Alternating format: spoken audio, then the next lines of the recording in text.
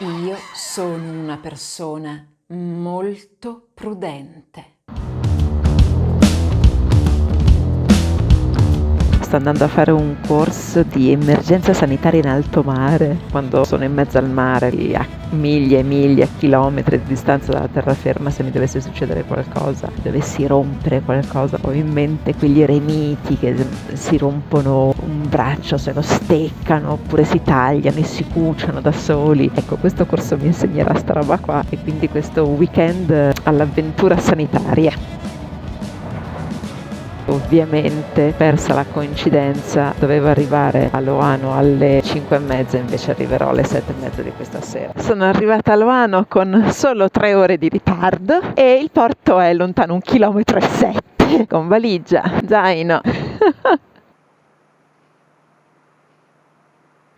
Sono arrivata alla barca che mi ospita, appoggio le valigie, che carina, e vado a mangiare qualcosa. Una delle cose belle del viaggiare è anche andare al ristorante da soli. Molti non apprezzano perché si vergognano, sono un po' titubanti, vergognosi. A me invece piace, anche perché mi guardano sempre un po' straniti e questo mi diverte. Ecco, sono arrivata al corso, adesso mi stanno per provare la febbre.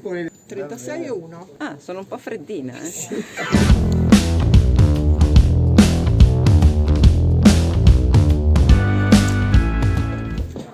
Con la mia postazione mi hanno dato il mio fascicolo, come si dice, il mio nome, il welcome kit, la penna, nozioni di primo soccorso in barca. Adesso cominciamo a fare un po' pratica. Lo mettete il polpastrello su quel buchino lì che fa flash, e se le mani sono particolarmente fredde vi mettete lì e ve la riscaldate così le dita.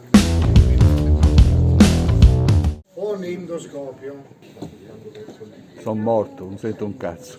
Deve sentire una specie di crepitio, toccare la membrana, si sente bene. Cavolo, si sente anche il cuore.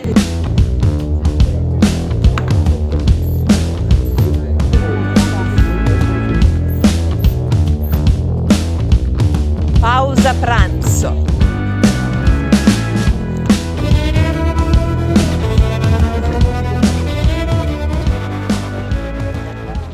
Lei per cortesia chiami il 112, avvisi della situazione e torni a riferire se ha chiamato.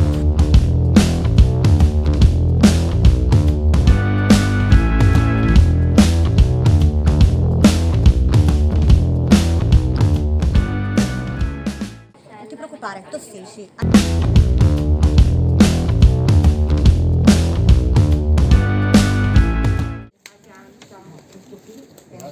Siamo 3 squadre. Senza cambiare di corso. No.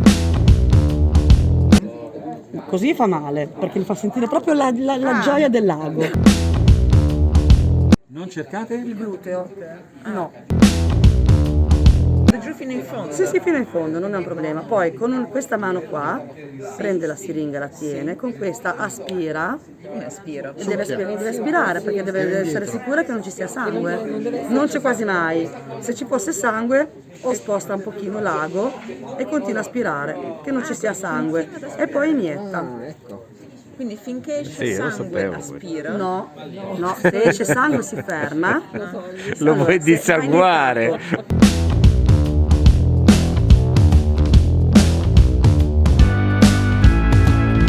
Ecco, questa è pelle di maiale, che è molto simile a quella umana, così potremo imparare a suturare con ago e filo e anche, pensate, con la graffettatrice.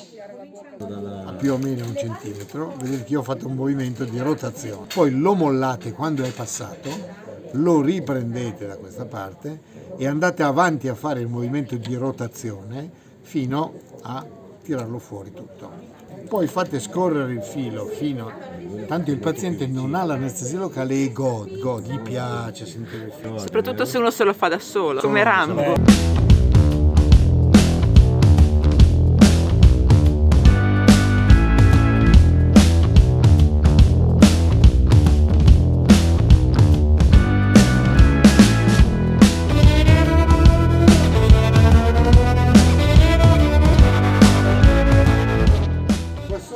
E adesso il test. De Micheli. Grazie! Tutti ce l'hanno? Yeah! Ciao!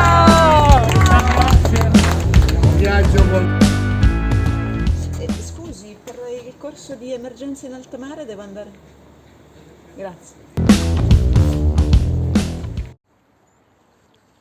Ho un sacco di brevetti, posso suturare, fare, come si chiamano, le punture, posso bucare qua, so dove bucare, anche qui, so rianimare, insomma non vedo l'ora di incontrare qualcuno. No, scherzo, che sta male, no, non è vero.